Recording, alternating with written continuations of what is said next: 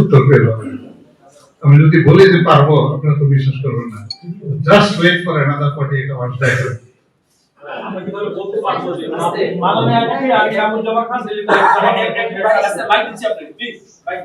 আসসালামু আলাইকুম, আমি তোফাজ্জল হোসেন কামাল।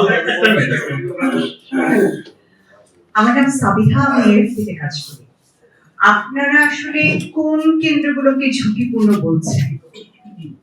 কি অবস্থায় থাকলে সেটাকে ঝুঁকিপূর্ণ বলা হয়, এটা যদি একটু ব্যাখ্যা। নানান ধরনেরই আছে, প্যারামিটার আছে, যোগাযোগের ইস্যু আছে, যেখানে আমি রিইনফোর্স পাঠাতে আমার রিইনফোর্সমেন্ট পাঠাতে সময় লাগবে, যেখানে প্রতিদ্বন্দ্বিতা বেশি, যেখানে মানে ক্যান্ডিডেটস মানুষ তো সবাই একই রকম না, কারো মধ্যে যুক্তিশীলতা কম কাজ করে, কেউ একটু বেশি উগ্র হয়, এইসব ইস্যু আছে। কোন কোন জায়গায় আছে কারো প্রভাব বেশি, স্থানীয়ভাবে অনেক বেশি, তারা ইচ্ছে করলেই সংঘর্ষ তৈরি করতে পারেন। এইসব নানান প্যারামিটার নিয়ে আমরা ওগুলো করি, এবং সেজন্যই এই ঝুঁকিপূর্ণতা এটা একদম 1-2 মাস আগে যেরকম থাকে, আস্তে আস্তে এটা চেঞ্জ হতে থাকে। মানে কিছু কেন্দ্র দেখা যায় যে এখন এতটা, মানে যখন মনোনয়ন চূড়ান্ত হয়ে যায় তারপরে আমরা মোটামুটি সেটেল করে ফেলি। অনেক প্যারামিটার। মাননীয় আইজিপি,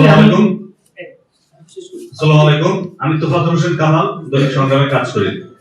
আপনার কাছে আমরা একটু জানতে চাওয়া, সেটা হচ্ছে বিভিন্ন রাজনৈতিক দল, যদিও আপনি এখন সহকর্মী প্রশ্ন করেছেন, আমার একটু সাপ্লিমেন্ট, বিভিন্ন রাজনৈতিক দল অভিযোগ করে এসেছেন, কেউ কারো দিকে হেলে পড়েছে। এই অবস্থায় পুলিশিং করে, এই পুলিশিংটাকে নিরপেক্ষ হবে কিনা, আমি একটা শব্দ আপনার কাছে জানতে চাচ্ছি। একই উত্তর হবে, just wait for another 48 hours, উত্তরটা পেয়ে যাবেন। আমার মনে হয় যে আপনারাও সন্তুষ্ট হবেন। এখন পারফেকশন তো আসলে এটা we always strive for perfection, perfect তো এই না, কিন্তু আমার কাছে মনে হচ্ছে যে it will be near to perfection. মাননীয় আইজিপি, আমি রূপানুর, এসএটিভিতে কাজ করছি। আপনি কিছুক্ষণ আগে বলছিলেন যে আমি বললে তো বিশ্বাস করতে পারবেন না আপনারা, তো আপনারা কেন সেই আস্থার জায়গাটা রাখছেন না? আমরা কেন আপনাদের প্রতি সেই আস্থা রাখতে পারছি না? এটি একটি বিষয়। এবং আরেকটা প্রশ্ন করতে চাই, সেটা হচ্ছে নির্বাচন পরশুদিন সেখানে ভোট কারচুপি বা মবক্রেসি হওয়ার একটা আশঙ্কার কথা আমরা শুনতে পাচ্ছি। এরকম কোনো অভিযোগ আছে কিনা, বা অভিযোগ থাকলে আপনাদের করণীয় কি? ধন্যবাদ। ধরেন আমরা আপনাদের আস্থার জায়গায় নেই, দেশবাসীর, এটা তো নিশ্চিত। কারণ 15 বছরে how we behave with the society, আপনি কেন আমাকে আস্থায় রাখবেন? 150 বছরের ইতিহাস দেখেন আমার, একবারে সেই ডিল করতে সময় থেকে লাল পাগড়ি পরে আমরা তো মানুষকে পিটিয়েছি, দিস পুলিশ যারা আমাদের প্রজেনিটর।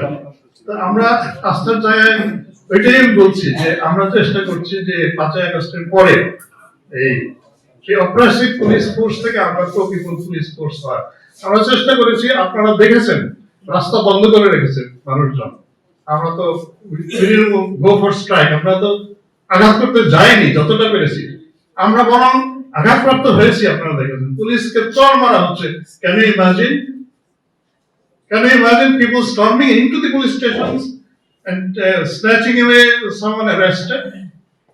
মানে কতটুক পর্যন্ত আমরা গেছি যে let us see how the society behaves.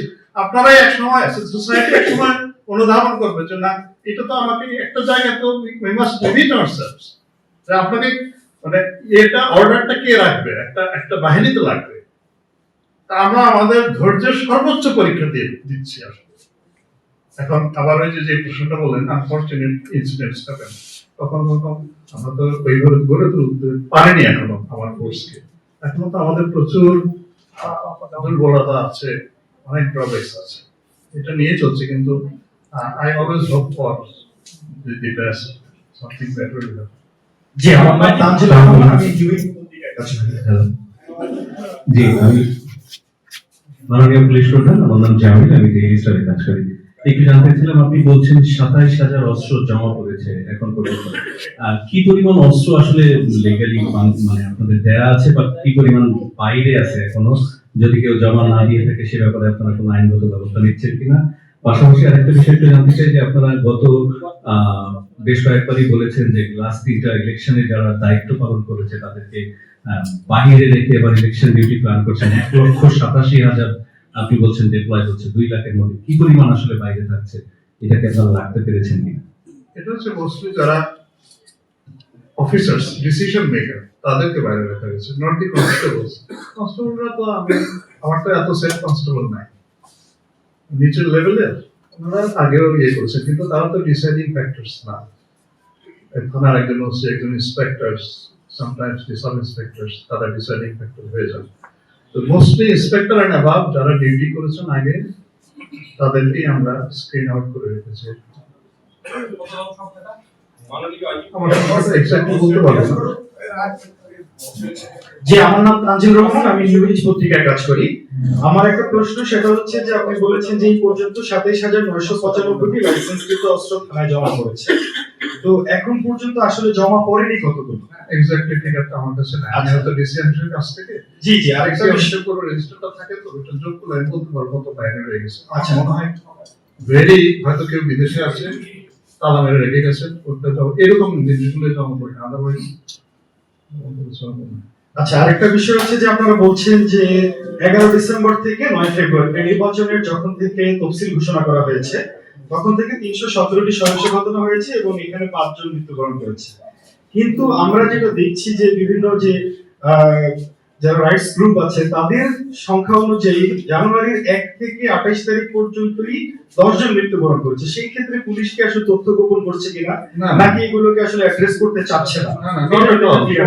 ওনাদের কাছে চান, ওনারা বলতে পারবে না যে এগুলো নির্বাচন সংগঠিত সহিংসতা, যেমন কারণ বাজারে একজন মারা গেছেন, এর সাথে নির্বাচনের কোনো সম্পর্ক নেই। চাঁদাবাজি কেরানীগঞ্জে একজনকে ছুরিকাঘাত করেছেন, 3 দিন না 4 দিন পরে উনি হসপিটালে মৃত্যুবরণ করেছেন। This is not an election related violence, এগুলো সম্পূর্ণ ব্যক্তিগত স্বার্থ দ্বন্দ্ব এগুলো নিয়ে। এখন রাইটস গ্রুপ তারাই হয়তো তারা পত্রিকার নিউজগুলো একসাথে করে যোগ করে নাম্বারটা বলেছে। আমরা 5টা একেবারে স্পেসিফিক্যালি বলতে পারবো। একটা আমি শরীফ ওসমান হাদি, আর একটা হচ্ছে শেরপুরে, এই 2টা হচ্ছে পরস্পর বিরোধী রাজনৈতিক সংঘাতের জন্য। বাকি 3টাই হচ্ছে কোন একটা রাজনৈতিক দলের অন্তত। এই 3টার মধ্যে একটা হালুয়াঘাটে, আর একটা বলেন রেজা,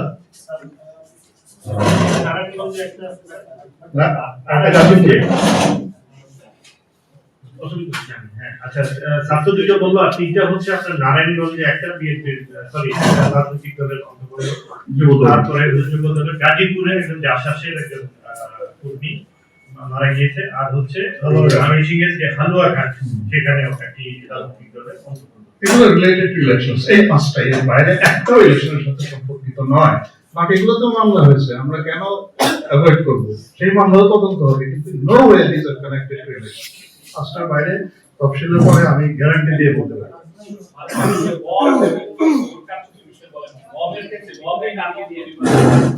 নির্বাচনের জন্য আতঙ্ক মনে করেন এগুলো করেন। মাননীয় আইজিপি, আমার নাম সাইফ। ইলেকশনে আমরা দেখেছি মাঝে মাঝে যে ওরা স্টর্মিং করে ঢুকে পড়ে ভোট কেন্দ্রে, সিল মারে। এটাকে যদি মকল চিরকালই ছিল, আজকে নতুন। কিন্তু এবার not a single incident happen. আমরা যেটা ইলেকশন কমিশন বলেছে, যদি ইয়ার পরে আমি ভোট কেন্দ্র বন্ধ করে দেবো, একটা কেন্দ্র বন্ধের জন্য আসনই বন্ধ করে দেবো, মানে এইবার পারবে না। খালি দেখেন